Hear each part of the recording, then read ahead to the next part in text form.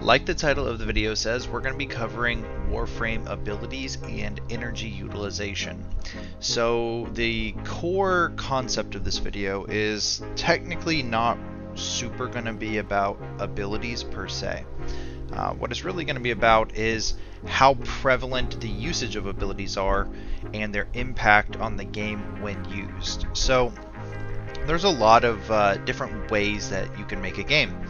And I think in Warframe, a lot of people have kind of come to realize that the game itself, like when you go into a mission, is extremely one-dimensional. You are either too strong or too weak for the content.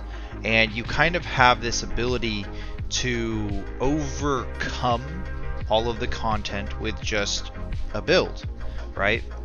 You don't even technically need a lot of skill, especially depending on certain frames. So that's kind of what I want to talk about. There's a very one-dimensional aspect of actually completing most missions. So whenever we talk about ability usage, there's a lot of games that I can think of that kind of do this right or differently, at least. One of them being Destiny. So whenever you play Destiny, if you've ever played it, you know that you have cooldowns on your abilities. These cooldowns come back to you as you kill things. So the better you perform, the more often you can do cool stuff. The more times you can use cool stuff, the better you do. And it's a really positive feedback loop for using everything properly. Now, that being said, in Warframe, you don't really have that. You basically just use all of your abilities as long as you have energy. And that's where we're going to get into some energy problems. There's a lot of other type of games, but Warframe actually tends to not play like a heroic shooter as much as it plays more like an ARPG. ARPGs are notorious for basically breaking the game. The whole point of you playing is that you eventually create this item setup or ability setup that just destroys the entire screen with the press of a button, and you run through everything super fast, and it's all about farming out new content, getting new items, getting new roles, stuff like that. Well, the weird thing about this is the fact that Warframe plays like an ARPG, but all of its systems really work more like a hero shooter. And I think this is a problem. So whenever I talk about this, that's probably the most catalyzing, most simplistic way I can put it. We don't really have loot in Warframe. The chase of Warframe is about getting all of the things and then seeing what crazy things you can do. And once you've done it, at least for me, it kind of gets stale. And that's because it doesn't have that input dynamic nature to it. Every mission ends up feeling very much the same. What type of enemies am I farming? How much oxygen do I need? Etc, etc. That's really all that changes. There are some dynamic moments, and I've already made a video about how enemies need to be more dynamic, and that'll definitely help with this problem. But I think ability usage will always overshadow this if it's not changed. So when we talk about a game like Destiny where you have cooldowns, do I necessarily think cooldowns should be in Warframe? Yes, I do. I really think Warframe should have cooldowns. I think it's a really healthy game mechanic, and it's a game mechanic that's utilized in so many types of games that I don't see why it shouldn't be a thing. Another thing that I think is a huge problem with the way Warframe is designed is the fact that it tries to adhere to this really rigid but seemingly arbitrary energy system. So if you look at pretty much every ability in the game that uses energy, there's some weird niche cases like Hildren and stuff, but if you take 99% of everything in the game, it uses energy, and it uses it in sets of 25. So an ability will either cost 25, 50, 75, or 100. For whatever reason, they've decided that that is the amount of energy that it costs in segments to perform an ability. Now, I really disagree with this, and I think that alone adds a lot less variability and design choice to the people who create Warframes. I think you should be able to create an ability like Ash's Shurikens, let them cost 10.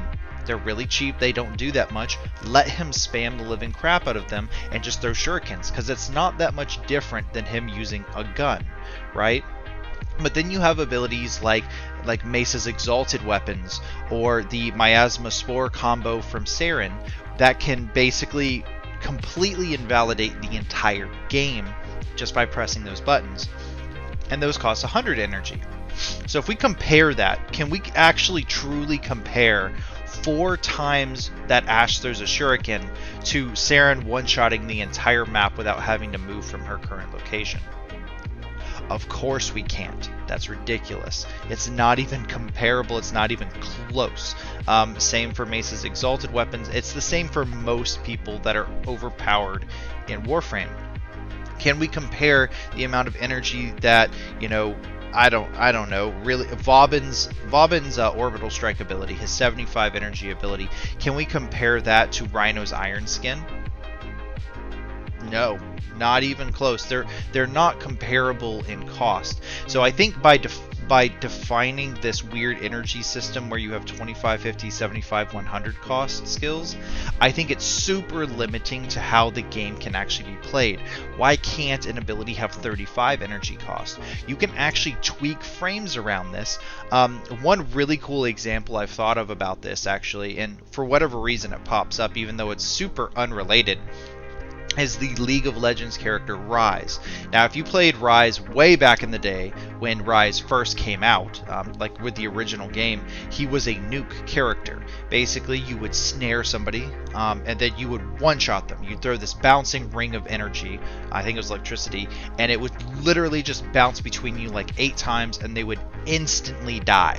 It would just blow anybody up, but it had a huge cooldown. Well, they decided they didn't want him to go in that direction. They made him scale off of mana. Then they actually did something really interesting, though. They turned him into this machine gun kind of character, where he threw really weak abilities. I shouldn't say really weak, but he would throw weaker abilities than like a nuke, but he could throw them every second or two. And I think that's something that Warframe is kind of missing. You either have this thing where your frame is either completely overpowered and you're just one-shotting everything, or your abilities are so weak that there's no point in using them. And a lot of time that comes down to the fact that you can't maintain energy. So every single skill in the game doesn't just have this power coefficient tied to it. It has a power coefficient in relation to how much energy efficiency it has. This is the reason why Saren is so good. Even though her combo takes 100 energy, it one-shots the entire map. Even though Ashe's shurikens only cost 25, they don't do enough for having thrown them. So you generally don't throw them, right? You just take Ashe so you can be an invisible boy. And that's fine, but in the end, you have to be able to take all of these different factors into account. And when you have this, you basically are slotted into this rigid system of having 25, 50, 75, and 100 energy, and everybody has the same energy inputs. And I think that's a huge problem, right? Everybody has this output where you have to have 25 through 100 energy, right? That's your input, is energy. Your output is the skill coming out. So if you have Saren, your output cost, the input cost is 100. The output is everything on the map dies. Super good ratio there. But if you take that input and then you start layering on all of the different ways we can actually recover energy, it makes it to where Saren can pretty much maintain this all the time. You have things like Zeneric having energizing dash and the energy over time when you pick up energy orbs. You have just energy orbs in general, which I think they're fine, but there's a lot of other problems that you can have because we have arcanes that basically give you tons of energy. We have the Zeneric school, like I mentioned. You have mods that give you energy. You have frames that give you energy. The helmet system allows Proteus dispensary to be stolen by any frame now. So there's a lot of problems when it comes to that input side.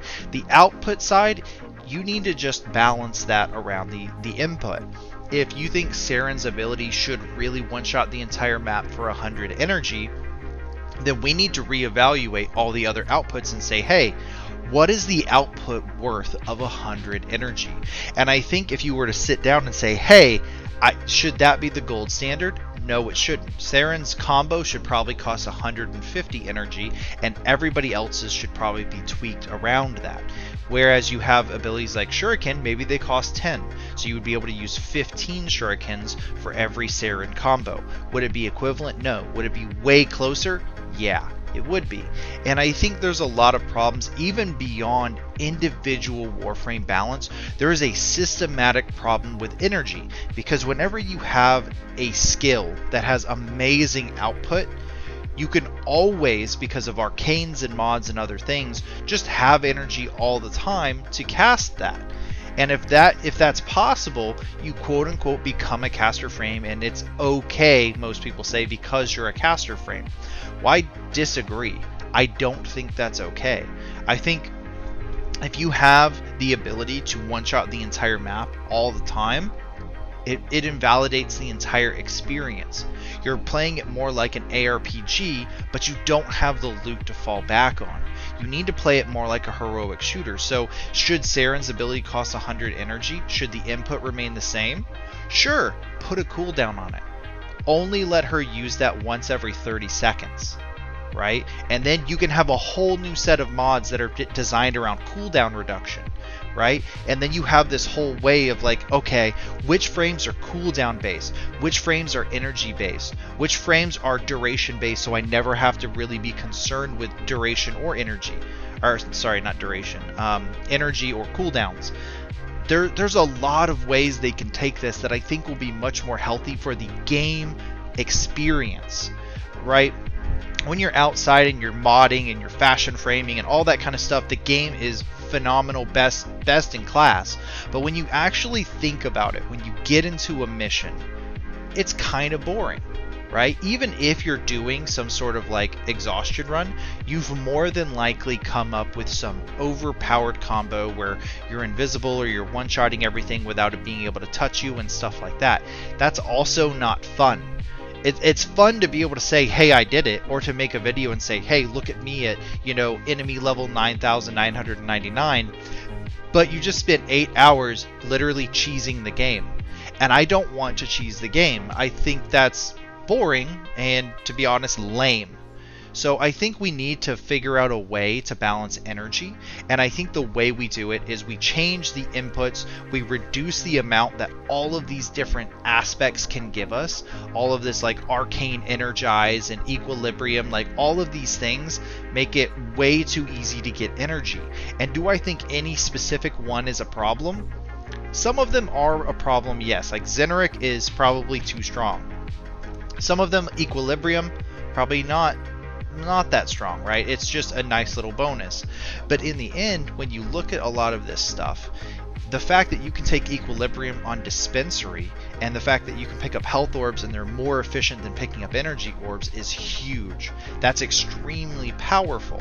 And having all of these systems in the game where your input amount, the actual energy cost, ceases to matter, that's a huge problem. It's a huge problem. You always need your energy to matter. Otherwise, who cares? ARPGs, I don't think are the way that Warframe should be built. If you guys disagree with me, be sure to let me know that you do and why.